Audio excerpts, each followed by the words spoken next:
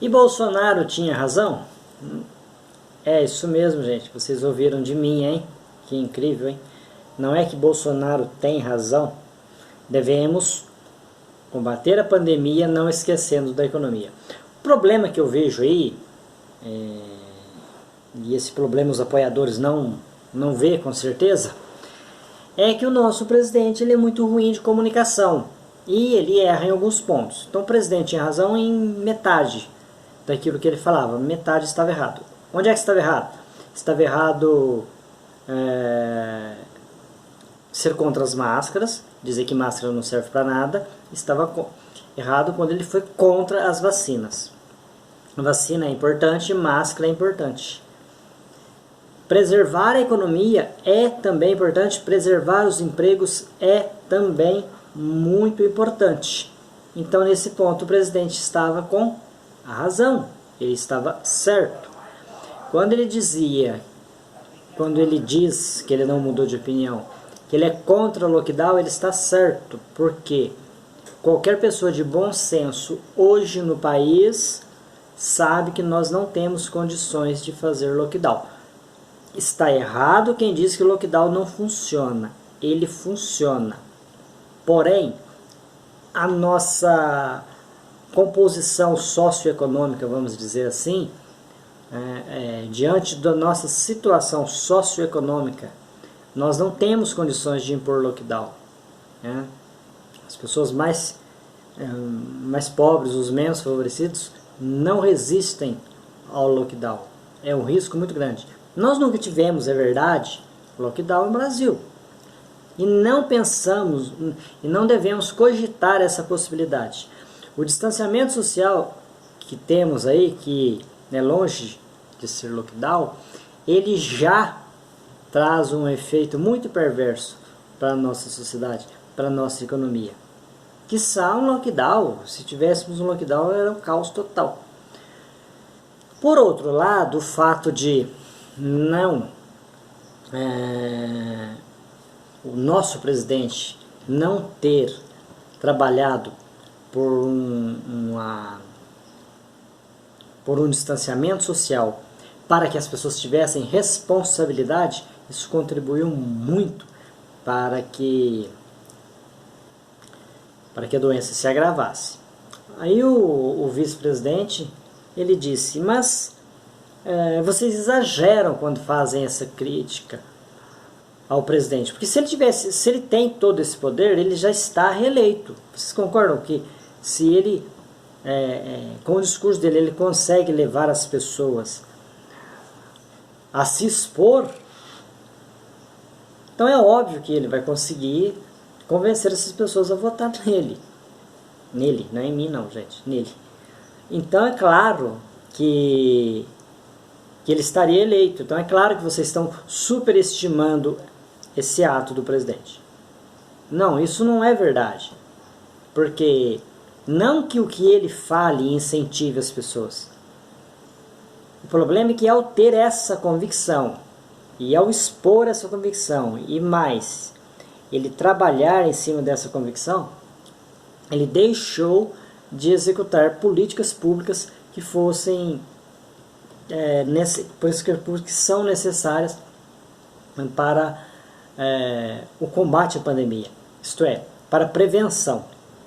Quando ele incentiva as pessoas a não usar máscara, não quer dizer que as pessoas deixarão de usar máscara porque ele incentivou, mas deixará de usar máscara porque ele deixou de tomar medidas que, de certa forma, incentive ou mesmo obrigue as pessoas a usarem máscaras, tá?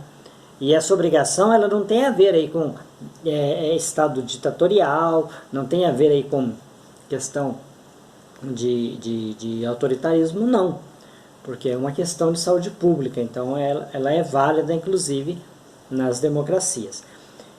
Portanto, é nesse ponto que ele erra, não é na questão de ele falou, as pessoas obedecem, as pessoas são obedientes a ele. Não, as pessoas não usam máscara porque realmente não gostam.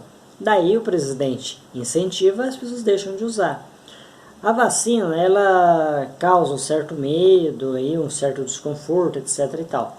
O presidente sendo contra, então, é um incentivo para as pessoas deixarem de vacinar. Então é nesse sentido, não é no sentido que ele tem um poder de persuasão, que ele convence as pessoas a tomarem essas atitudes.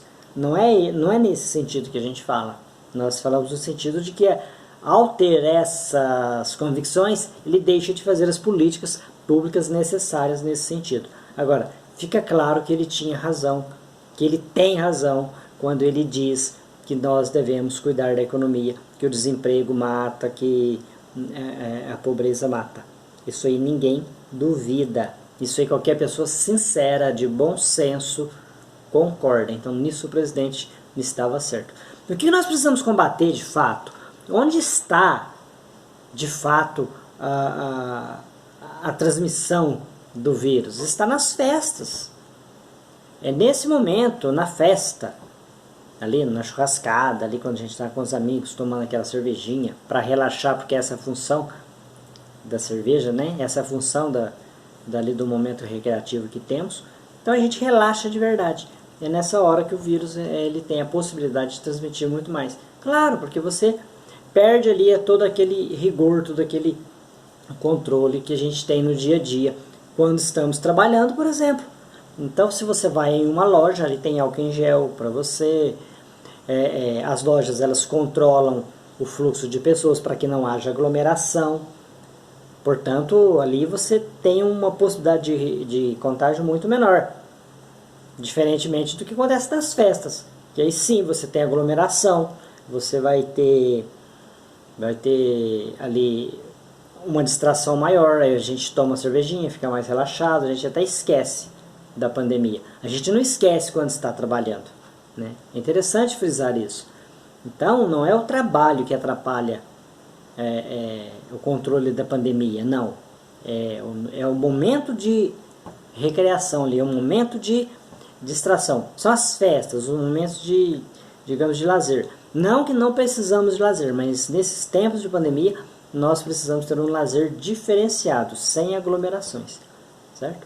Não faz sentido você fazer uma festa, digamos, de aniversário sem abraço, sem um aperto de mão, sem estar ali com os amigos ali à sua volta, e etc, etc.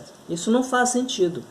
Por isso que esse tipo de evento, eles devem sim serem combatidos. É verdade que esses eventos também geram renda, esses eventos também geram economia, mas aí o custo-benefício ele fica desfavorável. E ele não fica desfavorável na maioria das outras atividades econômicas, infelizmente. Aliás, felizmente, né? Infelizmente é que essas atividades elas geram esse contágio maior. E não é tanta renda que se gera assim não, porque geralmente é a venda de bebida, porque essas festas, esses encontros, eles acontecem nas próprias casas. Então os contratos de funcionário e mão de obra é muito raro, as pessoas já fazem ali mesmo, né? Já prepara a carne ali, quem está participando da festa, um ou outro já começa a assar ali a carninha e pega a cerveja, cada um vai no freezer, pega a sua própria cerveja. Então você não tem tanta mão de obra nessas atividades, nesses eventos, e por isso a gente gera ali uma relação custo-benefício desfavorável nesse tipo de atividade. As outras atividades, com cuidado, com cautela, elas podem ser executadas, trazendo ali um mínimo de risco ali e gerando as riquezas que o país necessita e dando os empregos que as pessoas precisam para sobreviver. Ok? Agradecer você que assistiu até aqui, vídeo longo, hein? Vídeo longo e falando de um assunto chato, então se você ficou até aqui, meu muito obrigado. Se você ficou até aqui, se inscreva aí no canal, ative as notificações e dê aquele like no vídeo.